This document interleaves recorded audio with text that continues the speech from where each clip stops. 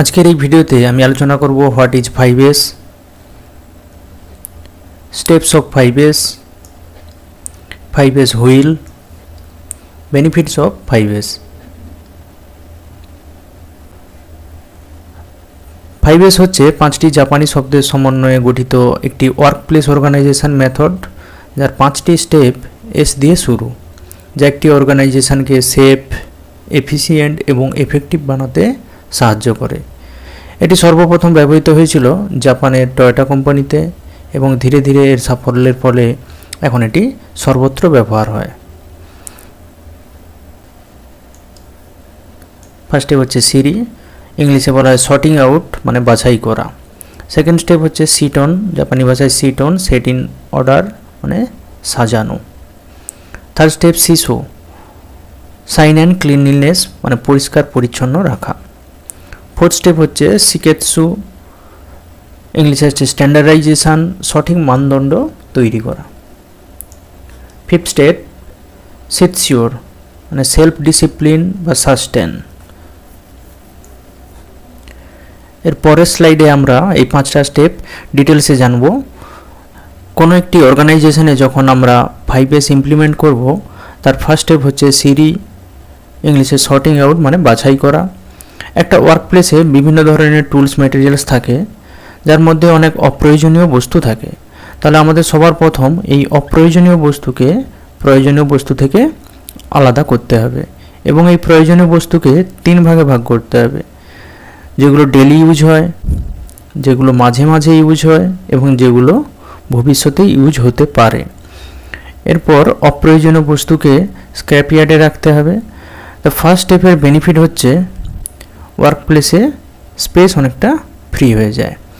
এখানে আমরা এই ছবিতে দেখতে পাচ্ছি যে ওয়ার্কপ্লেসে বিভিন্ন ধরনের ম্যাটেরিয়ালকে বাছাই করে নেওয়া হয়েছে বা সর্টিং আউট করা হয়েছে। যেগুলো প্রয়োজন সেটাকে আলাদা করে নেওয়া হয়েছে, যেটা প্রয়োজন নয় সেটাকে আলাদা করে নেওয়া হয়েছে। 5S এর সেকেন্ড স্টেপ হচ্ছে সিট অন, সেট ইন অর্ডার বা সাজানো। ওয়ার্কপ্লেসে বিভিন্ন ধরনের টুলস ম্যাটেরিয়ালস থাকে, সেগুলো যদি ঠিকমতো সাজানো না থাকে, প্রয়োজনের সময় আমাদের সেগুলো খুঁজে পেতে দেরি হয়, এতে টাইম ওয়েস্ট হয়। 5S এর সেকেন্ড স্টেপে বলা হয়েছে ম্যাটেরিয়ালকে একটা নির্দিষ্ট অর্ডারে সাজিয়ে নিতে হবে। যেমন আমরা আমাদের স্টোরে টুলস ম্যাটেরিয়ালকে একটা নির্দিষ্ট অর্ডারে সাজিয়ে রেখেছি। সমস্ত প্লায়ার এক জায়গায়, স্ক্রুড্রাইভার এক জায়গায়, হ্যামার এক জায়গায়। এর ফলে কী হবে, যখন কোনো জিনিস প্রয়োজন হবে সেটা আমরা খুব সহজেই খুঁজে পাবো এবং টাইমও সেভ হবে। কোনো জিনিস যদি আমরা 30 সেকেন্ডের মধ্যে খুঁজে পাই, তাহলে বুঝতে হবে 5S এর সেকেন্ড স্টেপটা ঠিকঠাকভাবে ইমপ্লিমেন্ট করা হয়েছে। সেট ইন অর্ডার মানে identify place for each material and keep material at identifying place. তাহলে যে ম্যাটেরিয়াল যেখানে রাখা উচিত আমাদেরকে সেই জায়গাতেই রাখতে হবে। বেনিফিটস অফ 2S বা সেট ইন অর্ডারের বেনিফিট। এখানে একটা শ্যাডো বোর্ড আছে, সেই শ্যাডো বোর্ডের টুলসকে একটা নির্দিষ্ট অর্ডারে সাজানো হয়েছে। যেমন স্ক্রুড্রাইভারগুলো সব এক জায়গায়, স্প্যানার এক জায়গায়। তবে এর ফলে কি হবে, কোনো জিনিস যখন আমাদের প্রয়োজন হবে সেটাকে আমরা খুব সহজেই খুঁজে পেয়ে যাব। এবং এর সবথেকে একটা বড় অ্যাডভান্টেজ হচ্ছে, এখান থেকে যদি কোনো একটা আইটেম মিসিং হয়ে যায়, সেই মিসিং আইটেম আমরা সহজেই আইডেন্টিফাই করতে পারবো। কোনো প্রয়োজনীয় বস্তু সহজে খুঁজে পাওয়া যায়। সেকেন্ড হচ্ছে কর্মস্থলের স্বাস্থ্য নিরাপত্তা বাড়ায়, অতিরিক্ত মজুত রোধ করে, টাইম সেভিংস হয়, মিসিং আইটেম সহজে আইডেন্টিফাই করা যায়। থার্ড স্টেপে বলা হয়েছে কাজের জায়গা পরিষ্কার পরিচ্ছন্ন রাখতে হবে। পরিষ্কার পরিচ্ছন্নতা কাজের পরিবেশ ভালো রাখে, কাজের প্রতি মনোযোগ আনে, কাজের মান বৃদ্ধি করে, অ্যাক্সিডেন্টের প্রবণতা কমিয়ে দেয়। এরপর আমরা দেখব 5S এর ফোর্থ স্টেপ। 5S এর ফোর্থ স্টেপ হচ্ছে স্ট্যান্ডার্ডাইজেশন।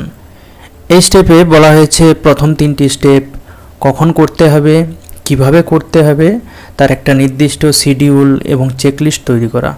যেমন কোনো অর্গানাইজেশন তার একটা স্ট্যান্ডার্ড সেট করতে পারে যে সপ্তাহে একদিন কম্পিউটার, ডেস্ক, মেশিন পরিষ্কার করতে হবে এবং মান্থলি ওয়ার্কপ্লেস ক্লিনিং করতে হবে।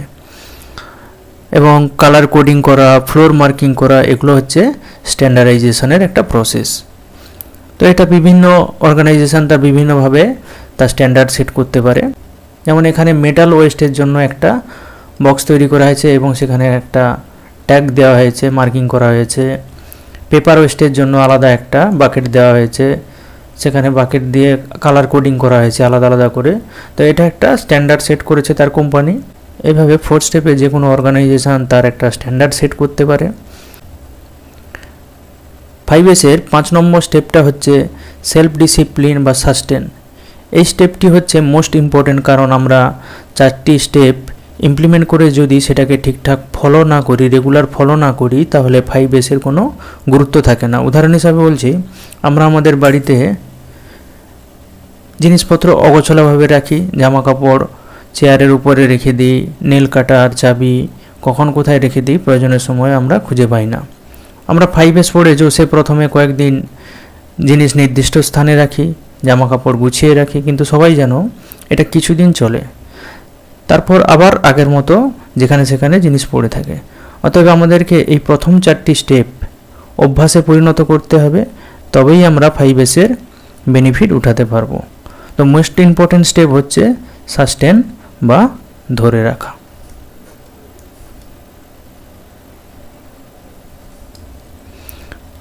অর্গানাইজেশনে এই 4টি স্টেপ ধরে রাখার জন্য আমাদেরকে মাঝে মাঝে কী করতে হবে? ট্রেনিং করতে হবে,